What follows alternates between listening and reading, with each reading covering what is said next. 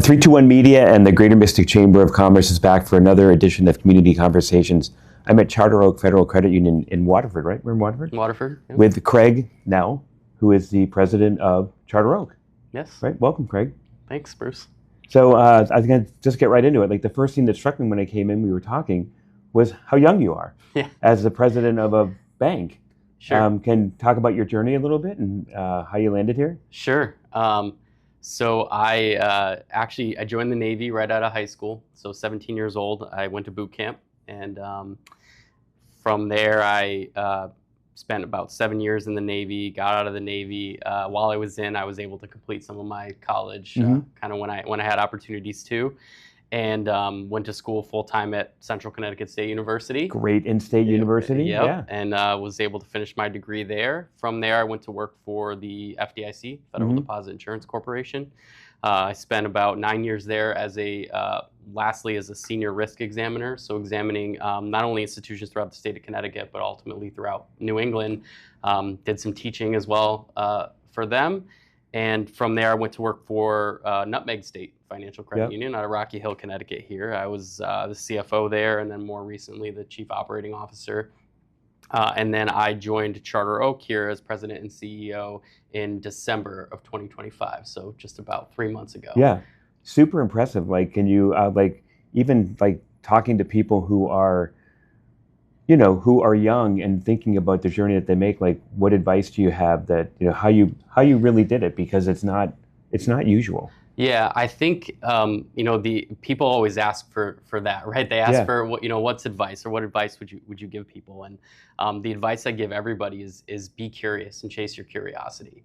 And I think for me, and what I try to kind of enable everybody within not only this organization but any organization I'm part of, is how do you put people in their greatest strengths? And if you're chasing your curiosity, you're probably chasing your strengths, and you're going to be most successful in your strengths. So it's when you're really trying to fight against the current of who you are, what you're good at, what you're capable of, and not recognizing your own limitations, that you actually struggle to advance in the directions that you want to go. So I think, really for me, that's always been my kind of guiding principle is follow my curiosity, and be willing to admit when it's not working out and why. And I think that requires a lot of self-reflection. Some people will quit too soon. Some people will persist and continue to bang their head against the wall, for lack of a better term, even when it's not working out. So I think that's more of an art than a science, but trying to figure that out, I think for me has been very helpful. It's super interesting. Like, I think that, I picture in my head, like, you and your journey, and as you're like at the FDIC and you're like your walkway, like your, like the road that you ride, and how it gets laid out, and the 9 years at the FDIC, was it, like, when did you know that the road was going to turn?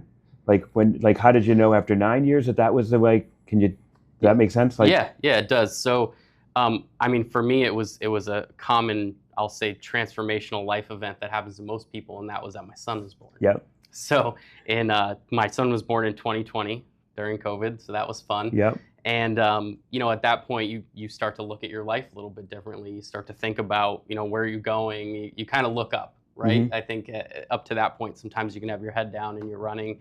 And I started to think about kind of, where I wanted to go, what I wanted to do. And at the FDIC, I traveled a lot.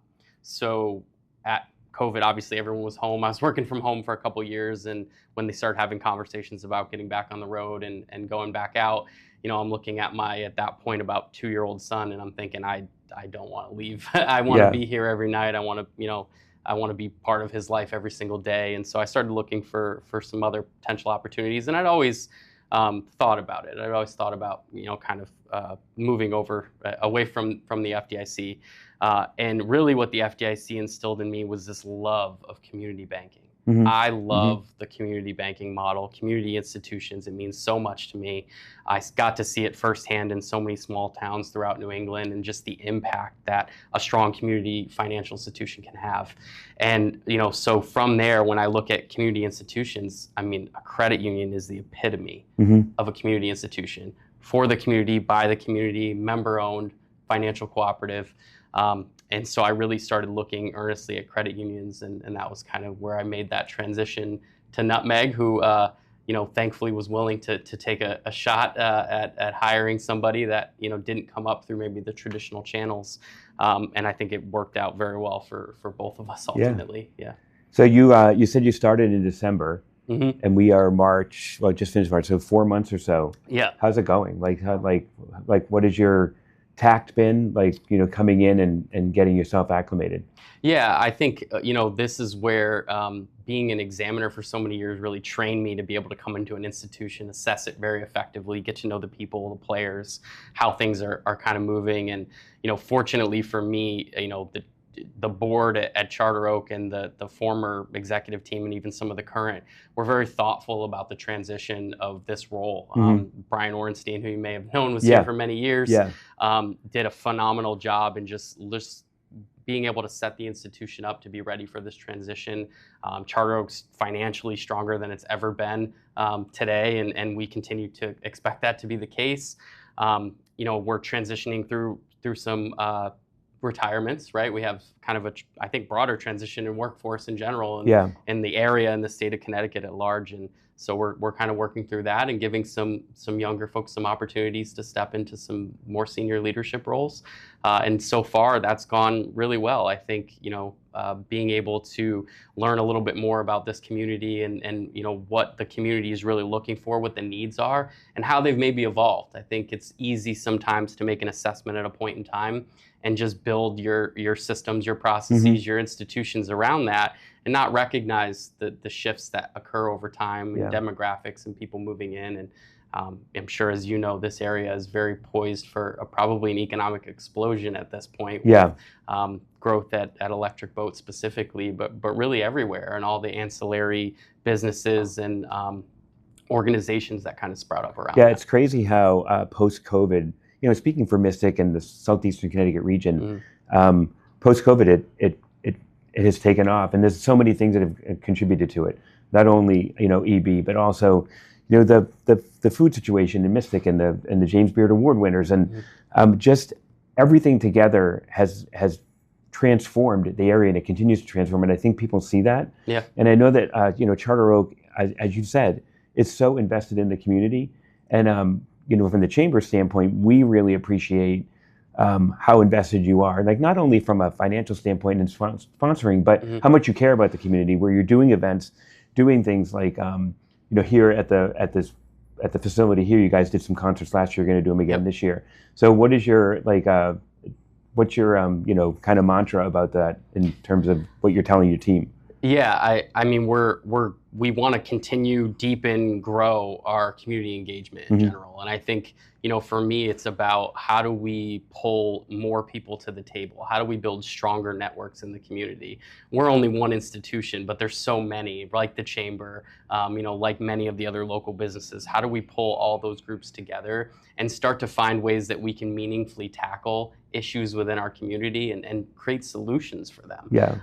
And I think a lot of times we all try to attack it from our own kind of corner, our own spot with the capital that we have to kind of put into play. But I think the power is really in the network building and the social networks and the community at large, right? How do we connect everybody together and get more resources aimed at the same thing so we can really affect the meaningful change that we want to? Yeah, no, I think for people who are tuning in, that whole community and how you leverage that to not only to the community at large, but to your team internally, and how you make them feel a part of that community, goes a long way to the success of the company, I believe.